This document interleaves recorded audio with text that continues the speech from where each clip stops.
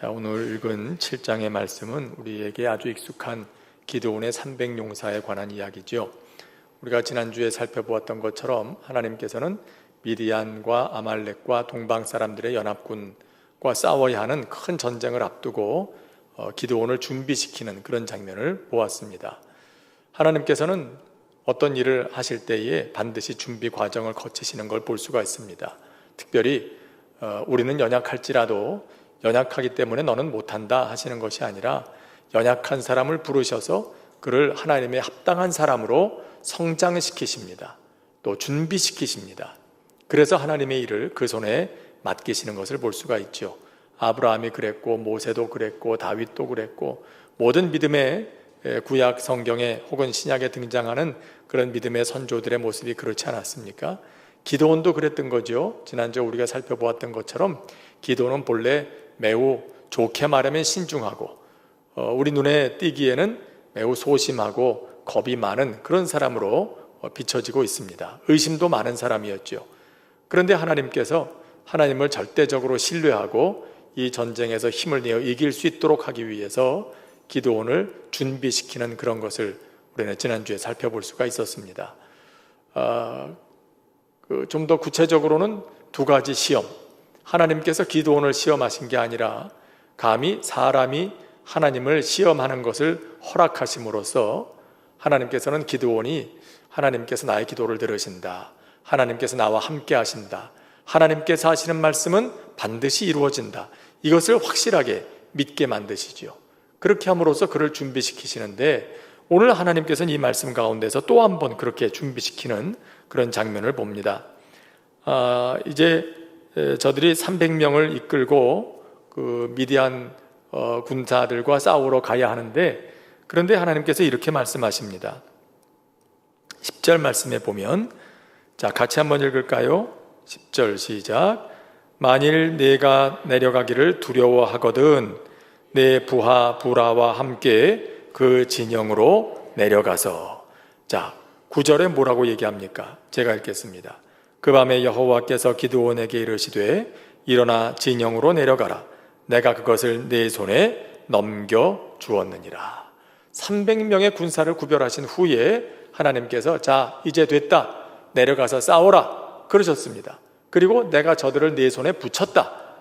네 손에 붙였다는 것은 이미 이긴 싸움이다. 그러니 걱정하지 말고 내가 반드시 너희에게 승리를 줄 것이니 믿고 내려가서 싸워라 그러시는 겁니다.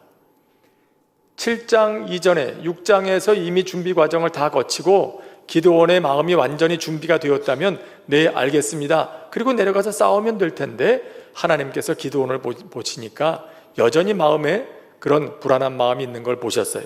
그래서 10절 같이 말씀하시는 겁니다. 만일 내가 내려가기를 두려워하거든. 아직도 그 마음속에 두려움이 있는 거예요. 주저하는 마음이 있는 겁니다. 하나님이 이기게 해주시겠다고 하셨지만 정말 그럴까? 그래서 하나님께서 또 한 번 마지막으로 그를 준비시키시는 과정을 여기에 보여주시죠. 그게 뭡니까? 그의 부하와 함께 그 진영으로, 미디안 사람들의 진영으로 몰래 들어가서 그 사람들이 하는 말을 듣게 하신 겁니다. 자, 그들이 뭐라고 얘기했다고 하죠? 어떤 사람이 밤에 꾼 꿈을 옆에 있는 동료와 얘기를 합니다. 야, 내가 어젯밤에 꿈을 꿨는데 큰 보리떡 하나가 굴러 들어오더니 우리 미디안 장막을 다 쳐서 무너뜨리더라. 오늘 말씀에 보니까는요, 미디안 진영으로 굴러 들어와 한 장막에 이르러 그것을 쳐서 무너뜨려 위쪽으로 엎으니 그래서요. 위쪽으로 엎었다. 자, 위쪽 어느 쪽일까요? 북쪽이란 말이에요. 북쪽. 근데 지금 미디안 군대는 이스라엘 백성들이 있는 장소보다 북쪽에서부터 밀고 내려오는 거거든요. 그러니까 이스라엘은 남쪽에서부터 밀고 올라오고 미디안 군사는 북쪽에서부터 쳐서 내려오고 있는 중인데 지금 보리떡이 굴러 내려와서 미디안 장막을 치니까 위쪽으로 장막이 엎어졌다. 이런 꿈을 꾸면서 저 사람들은 생각하게 된 겁니다. 자기들 나름대로 해석을 내리는 거죠. 이건 틀림없이 기드온의 군사가 우리 미디안 군대를 쳐서 이기는 그런 꿈이다. 그게 틀림없다. 그러면서 저들이 야, 이거 큰일 났구나. 이거 우리 이 전쟁에서 지겠구나. 여호와 하나님이라는 분이 이스라엘과 함께 계신다고 하는데 이거 아무래도 우리가 질 불길한 징조다, 이런 분위기가 지금 미디안 군대 사이에 쭉 퍼져나가고 있는 거죠. 벌써 사기가 떨어지고 불안해하고 있고 지금 그렇게 미디안 군대의 모습이 되어 있는 겁니다. 그걸 기드온과 그의 부하가 이걸 듣게 하시는 거지요. 그러면서 기드온의 마음에 드디어 확신이 섭니다. 이겼구나. 정말 그렇겠구나. 이 사람들이 이렇게 벌벌 떨고 있으니 이건 뭐 우리가 틀림없이 이기겠다. 그 확신을 가지고 싸움에 나가게 되는 거죠. 자, 그런데 오늘 우리가 기드온 군대의 이야기를 읽으면서 중요하게 보아야 할 것이 이겁니다. 먼저는 제일 먼저 처음 모인 군사들이 모두 몇 명이었습니까? 32,000명입니다. 그런데 하나님께서 그 가운데 두려워하는 사람들 돌려보내라. 그러니까 몇 명이 돌아갑니까? 23,000명이 돌아갑니다. 그리고는 그 다음으로 그것도 많다. 32,000명 너무 많으니까 돌려보내라. 그 10,000명 남았는데 하나님 보실 때는 이것도 많다. 그러시면서 결국 마지막에 300명만 남기십니다. 물가로 데리고 가게 하셔서 거기서 물을 마시는 모습을 보고 엎드려서 물을 마시는 사람들을 한쪽으로 구별하고 손으로 물을 떠서 이렇게 마시는 사람들도 한쪽으로 구별해라. 손으로 물을 떠서 마시는 사람들만 숫자를 세보니까 300명이에요. 하나님께서 그 정도면 됐다. 300명만 데리고 나가라. 그렇게 말씀하셨다는 겁니다. 자, 왜 그렇게 하셨을까요? 그 이유는 여기 있습니다. 2절 말씀 같이 읽겠습니다. 2절 시작. 여호와께서 기드온에게 이르시되 너를 따르는 백성이 너무 많은즉 내가 그들의 손에 미디안 사람을 넘겨주지 아니하리니 이는 이스라엘이 나를 거슬러 스스로 자랑하기를 내 손이 나를 구원하였다 할까 함이니라. 자, 숫자가 많으면 전쟁에 혹 하나님께서 이기게 해주시더라도 이스라엘 백성들이 어떻게 생각하게 될 거다? 이거 우리가 숫자가 많아서 우리가 잘 싸워서 이겼지, 그렇게 생각하게 될 거라는 겁니다.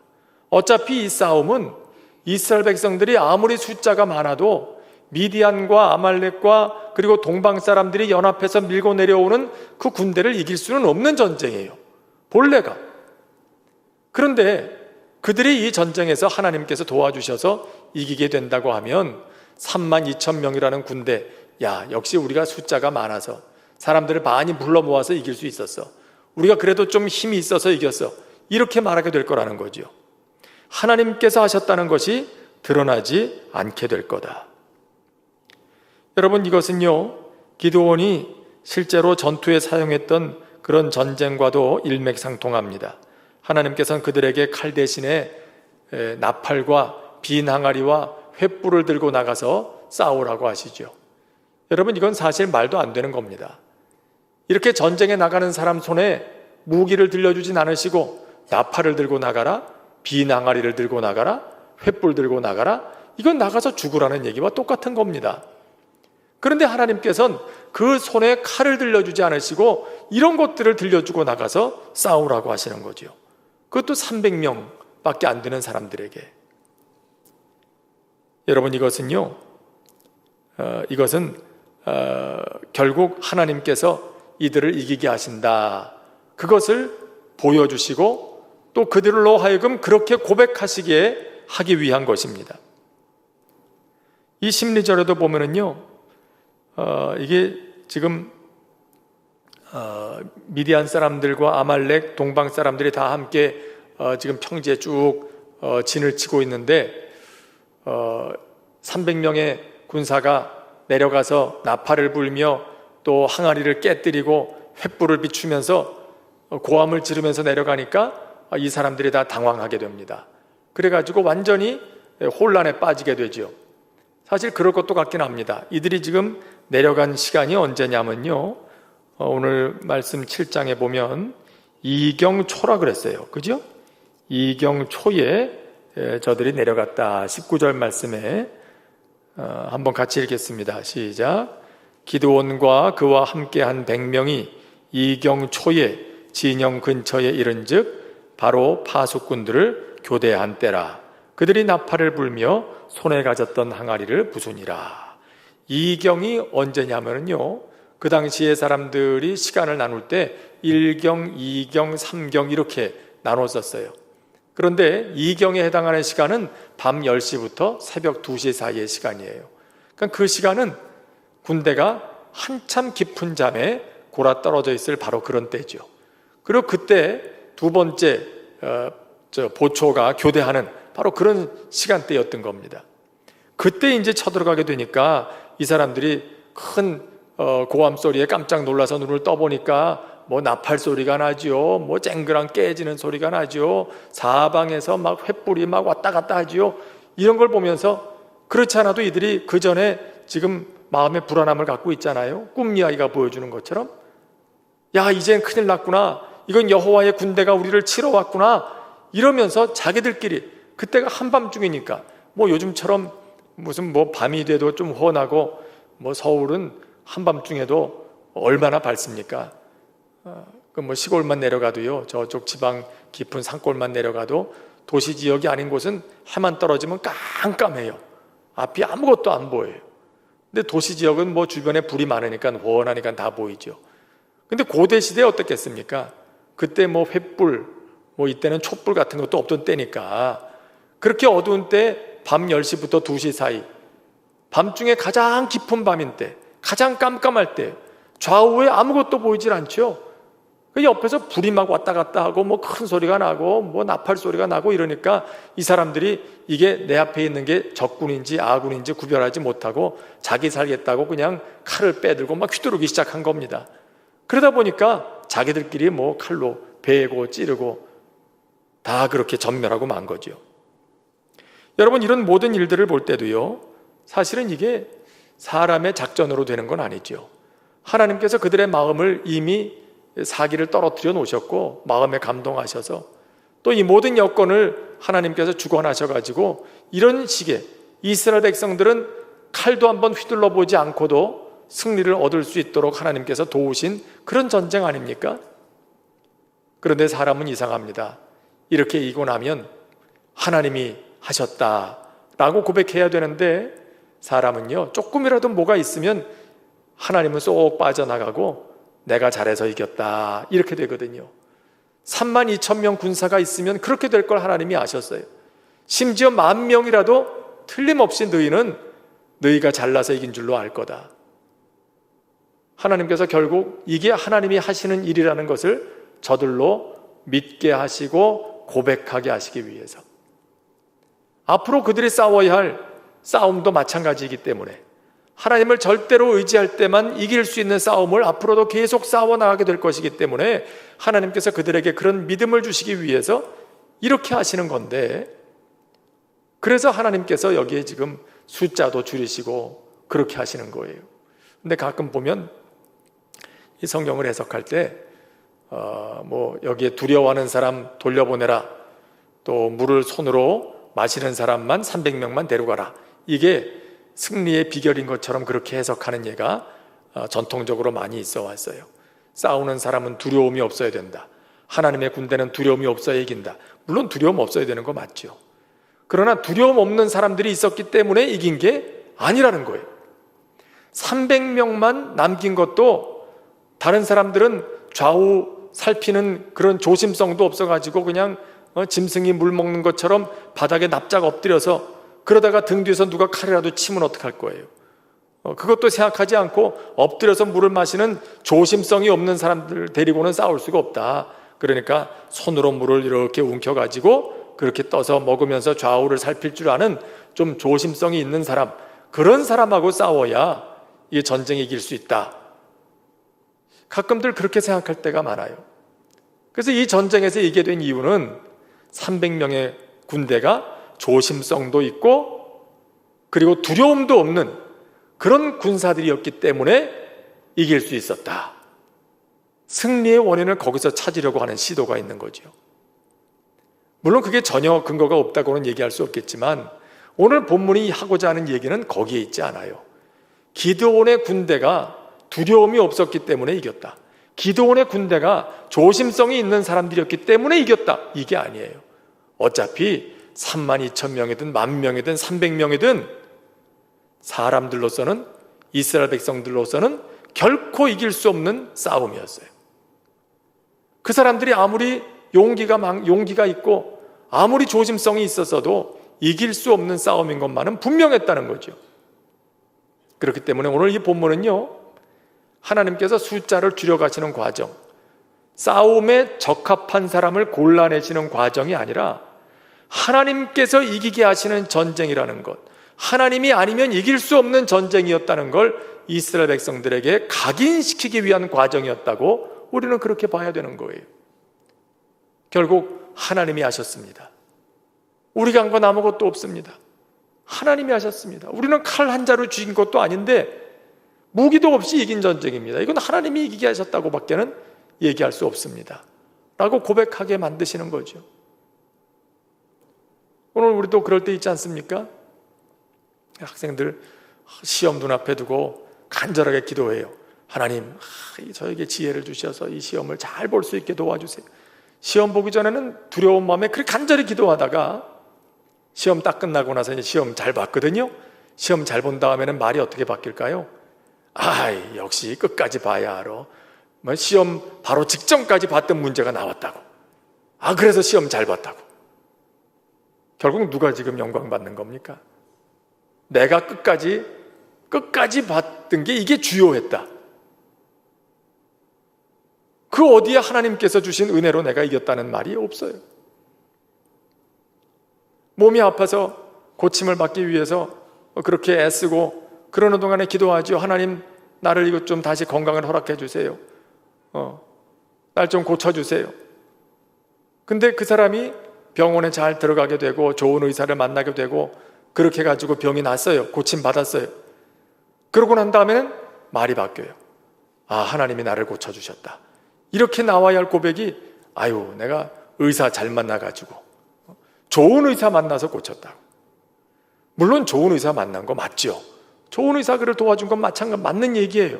하지만 그가 하나님께 기도할 때 하나님께서 그로 하여금 그의 발걸음을 그쪽으로 인도하셨다는 것은 왜 고백하지 않는 거예요? 나를 고쳐달라고 기도할 때는 언제고, 병이 나은 다음에는 사람이 잘해서 의술이 좋아서 이렇게 되고 마는 게 사람들의 연약함이거든요. 지금 이스라엘 백성들에게도 하나님께서 그걸 경계하시는 겁니다. 앞으로도 계속해서 이런 싸움이 끊이지 않을 텐데 너희가 하나님을 절대적으로 의지하지 아니하면 결코 이길 수 없는 싸움을 계속 싸우게 될 거다. 그걸 알게 하시는 거죠.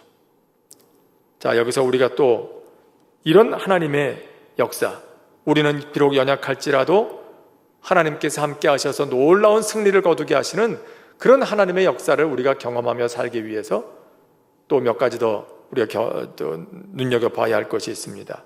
그 첫째는 철저한 순종이죠. 자, 기드온이 순종한 모습을 보십시오.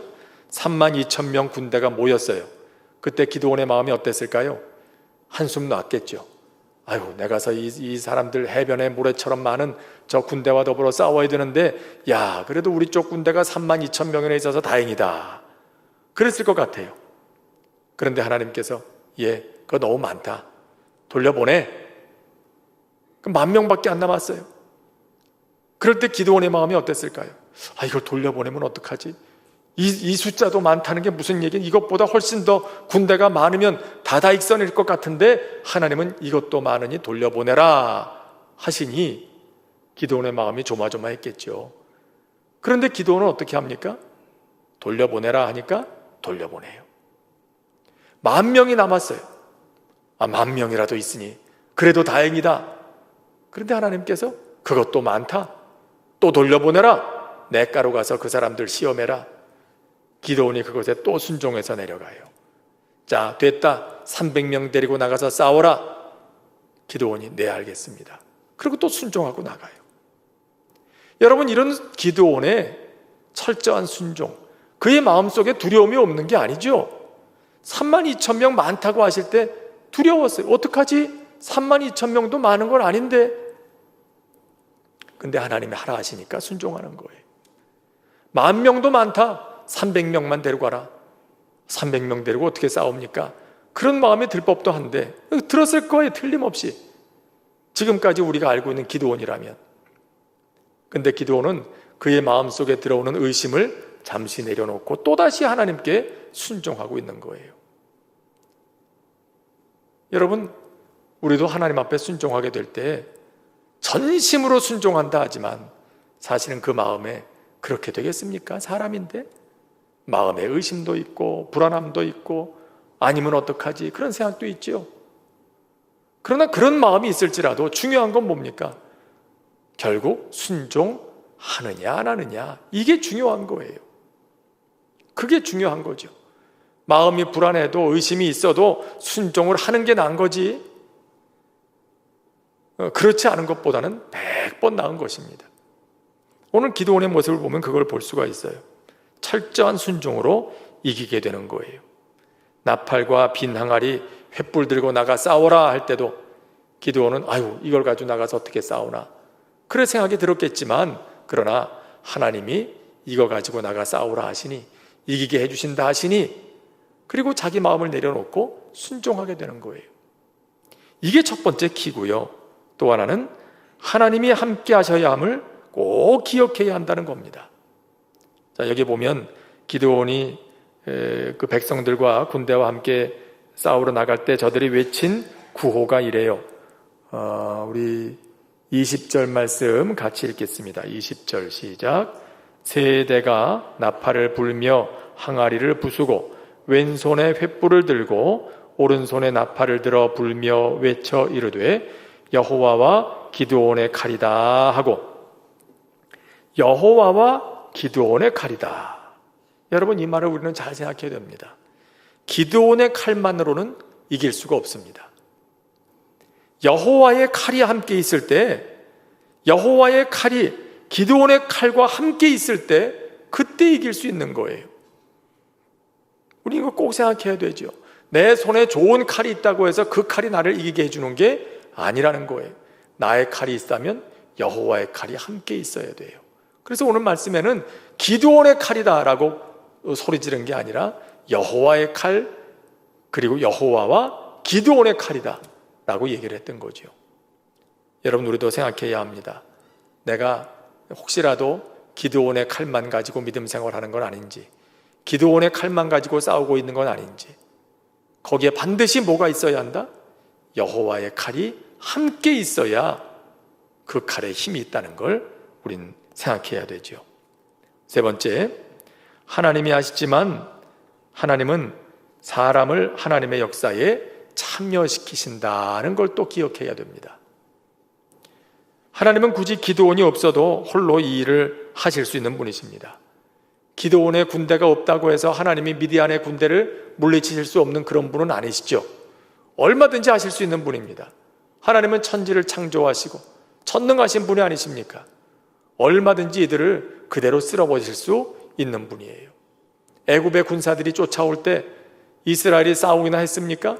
그러나 하나님께서는 홍해 바다를 이용하셔서 이 애굽의 군대를 완전히 몰살시켜 버리시죠. 하나님께서 하고자 하시면 얼마든지 하실 수 있는 일이에요. 그런데 하나님께서 하시는 모든 일은요, 하나님의 형상으로 창조된 사람들을 하나님께서 하시는 일에 참여시키시는 방식으로 일해 가시는 거예요. 자, 우린 이걸 잘 생각해야 됩니다. 하나님께서 기드온의 300명의 용사가 없었으면 미디안 군대를 이기실 수 없었기 때문에, 그래서 300명의 군대를 참전시키신 것일까? 그렇게 선별된 군사가 있어야만 전쟁에서 이길 수 있기 때문에 그런 군대가 필요하셔서 그들을 지금 하셨을까? 여러분 어떻게 생각하십니까? 아닌 거예요. 굳이 32,000명, 10,000명, 300명 없어도 미디안 군대를 물리치시려면 얼마든지 물리칠 수 있어요. 하지만 하나님께서 일하시는 방식은 그게 아니죠. 하나님은 언제나 하나님의 형상으로 지음받은 사람들을 하나님이 하시는 일에 참여시키십니다. 하나님께서 기드온의 칼을 사용하셔서 그 칼이 여호와의 칼이 되게 하십니다. 하지만 기드온의 칼이 있어야만 그 전쟁에서 이길 수 있는 건 아니에요. 그렇기 때문에 우리는 이걸 생각해야 됩니다. 나는 아무것도 하지 않고 하나님의 도우심만 구하는 건 잘못된 신앙이라고 할 수 있죠. 하나님께서는 우리를 하나님의 일에 참여시키시기 위해서 우리에게 요구하시는 게 있거든요. 저들이 싸울 것도 없었지만 하나님께서 하라 하신 방식대로 미디안의 진영을 향해서 진격합니다. 내가 준비해야 할 기드온의 칼이 뭔가, 그걸 우리는 생각할 수 있어야 돼요. 어떤 것으로 하나님께서 하시는 일에 참여할 수 있을 것인가, 이게 하나님께서 일해 가시는 방식이기 때문에, 하나님이 다 하실 것이기 때문에 나는 뭐 노력하고 수고하지 않아도 기도하면 하나님이 다 이루어 주신다, 그렇게 믿는 건 이건 기도지상주의, 이건 신비주의적인 신앙이죠. 이건 건강하지 못한 신앙이에요. 매우 위험한 신앙입니다. 믿음은 결코 우리의 노력을 배제하지 않습니다. 우리의 게으름을 정당화하지 않습니다. 하나님께서 다 하실 겁니다. 그러나 기드온의 칼을 요구하셨던 것처럼 오늘 우리들에게도 그것을 요구하시는 겁니다. 너에게는 어떤 것으로 내가 하는 일에 참여할 수 있겠는가? 그걸 우리에게 물어보시는 거죠. 그렇기 때문에 늘 하나님이 아시지만 하나님은 사람을 하나님의 역사에 참여시키시는 분이시다. 이걸 우리가 이 기록에서 생각할 수 있고요. 또 한 가지는 협력해야 한다는 것을 볼 수가 있습니다. 기드온 지파, 므낫세 지파만 전투에 참여한 게 아니죠. 시작은 기드온이 속한 지파 므낫세에서부터 시작이 됐습니다. 하지만 23절에 보면 납달리와 아셀 지파들이 합류합니다. 또 미디안이 도망갈 때 저들의 퇴로를 막도록 에브라임 사람들이 또 합류합니다. 이건 기드온 혼자만의 싸움이 아니었습니다. 혼자만의 승리가 아닙니다. 므낫세 지파만의 전쟁도 아니었습니다. 므낫세 지파의 지역에서 일어난 일이었지만 전쟁에는 다른 지파들이 함께 협력하게 됩니다. 여러분, 이것을 볼 때 우리의 모든 사역, 교회의 모든 사역도 역시 마찬가지라는 걸 볼 수가 있죠. 어떤 한 사람 혹은 한 부서에 주된 역할이 주어져 있는 것이 사실이지만 그렇다고 해서 그들만 할 것이고 내 일 아니다, 이거는 안 되는 거예요. 하나님께서 하시는 모든 사역은 함께 협력을 통해서 이루어진다는 걸 꼭 기억해야 됩니다. 우리 예를 들어 교회 학교에서 지난 여름에 행사가 있었습니다마는 이 교회 학교 행사도 마찬가지 아니겠습니까? 어느 부서에서 한다 그러면 그 부서만 하는 행사가 아니잖아요. 여기에 관련된 여러 부서들이 다 유기적으로 연관돼 가지고 함께 협력을 하게 되지 않습니까? 예컨대 여성부도 협력하고 차량부도 협력하고 다른 부서도 함께 협력하고 다른 공동체들도 함께 협력하고 교구에서도 협력하고, 그렇게 해가지고 하나의 사역이 이루어지는 것처럼 모든 일이 그와 같다는 거예요. 함께 협력할 때 하나님의 일이 이루어진다. 그걸 꼭 생각해야 되겠고요.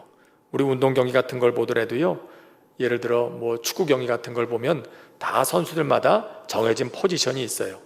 어느 선수는 이쪽을 담당하고 어느 선수는 이쪽을 담당하고. 하지만 이들이 경기할 때 자기가 맡은 그 지역만, 거기서만 움직이는 게 아니에요. 함께 공을 몰고 저쪽에서 이제 공을 몰고 우리 쪽으로 공격해 들어올 때 수비수들이 이쪽으로 저쪽 공격진이 공격해 들어오면 수비수들이 그쪽으로 가서 막아야 되잖아요. 그러면 이쪽을 지키던 수비수가 그쪽으로 가게 되면 본래 그 선수가 있던 자리가 비게 되겠죠. 거기가 구멍이 생기는 거예요. 그러면 어떻게 되겠어요? 아이고, 저기는 내가 맡은 자리 아니니까 그냥 가만히 있어도 됩니까? 아니죠. 이 선수가 저쪽에 수비하러 가면 빈 공간을 다른 선수가 와서 또 메꿔줘야 되는 거예요. 그렇게 해서 계속 협력해서 수비가 이루어져야 상대방 공격을 막게 되죠. 공격도 마찬가지예요. 공격수가 공 몰고 들어간다고 저 사람 공격수니까 저 사람만 뛰면 된다, 그런 팀은 절대 못 이겨요. 한 사람이 공을 몰고 들어가면 양쪽에서 다른 선수들이 쭉 같이 달려 들어가잖아요. 그러면서 서로 패스를 주고받기도 하고, 혹시 앞에 가던 공격수가 하는 공격이 실패하게 될 경우에 뒤따라가던 다른 선수가 그 공을 맡아서 또다시 공격을 성공시키게 되는 거예요. 그러니까 늘 옆에 협력하는 사람들이 있어야 그런 사람들이 잘 유기적으로 협력될 때 경기에서 이기게 되죠. 근데 축구 경기만 그런 게 아니라는 거예요. 우리의 삶도, 특별히 교회에서 하는 모든 사역도 마찬가지라는 겁니다. 저건 내일 아니니까 그게 아니라 주된 부서가 있고 주로 하는 그런 그 책임이 있긴 하지만, 그러나 옆에서 함께 내가 협력할 수 있는 부분이 무엇인지를 그걸 보면서 함께 협력할 때, 그럴 때 우리는 하나님의 승리를 경험하게 됩니다. 마지막 한 가지는 이겁니다. 적군의 장수가 죽어야 전쟁이 끝난다는 거예요. 오늘 말씀의 마지막은 뭘로 끝나고 있습니까? 적군의 두 장수의 죽음으로 끝나죠. 오렙과 스렙. 한 사람은 오렙 바위에서, 한 사람은 스렙 포도주 틀에서 죽임을 당하게 됩니다. 그러고서야 전쟁이 끝나는 거예요. 여러분, 고대 전쟁의 특징은 뭐겠습니까? 아무리 군대가 많이 남아 있었어도요, 적장이 죽으면 전쟁은 끝나는 거예요. 그 전쟁을 이끌고 가는 적의 장수만 죽으면, 그러면 전쟁은 끝나고 그 사람들은 퇴각할 수밖에 없는 거죠. 이게 고대 전쟁의 특징이에요. 그래서 모든 공격력을 그 장수에게 집중시키지 않습니까? 마찬가지인 것입니다. 우리의 신앙생활도 그렇습니다. 우리의 신앙생활에도요, 늘 마지막 적의 장수가 죽어야 끝나는 거예요. 그게 언제입니까? 요한계시록에 보면 마지막 심판에서 사탄이 영원히 타는 불못에 던져지는 장면이 있어요. 우리의 싸움은 그때 끝나는 거예요. 적장이 죽어야 끝나요. 그때까지는 우리는 계속 싸워야 돼요. 멈추면 안 돼요. 오렙과 스렙이 죽기 전에 전쟁을 멈춰서는 안 되는 거예요. 오늘 우리 믿음 생활도 그런 거죠. 매 순간 믿음 생활할 때 마지막 그날에 사탄의 권세가 완전히 영혼에 타는 불못에 던져지기까지 우리는 끝까지 믿음으로 싸워야 한다는 그 영적 전쟁의 과제가 오늘도 우리들에게 주어져 있다는 것을 우리는 꼭 명심해야 될 것입니다. 오늘 말씀 생각하면서 함께 기도하겠습니다.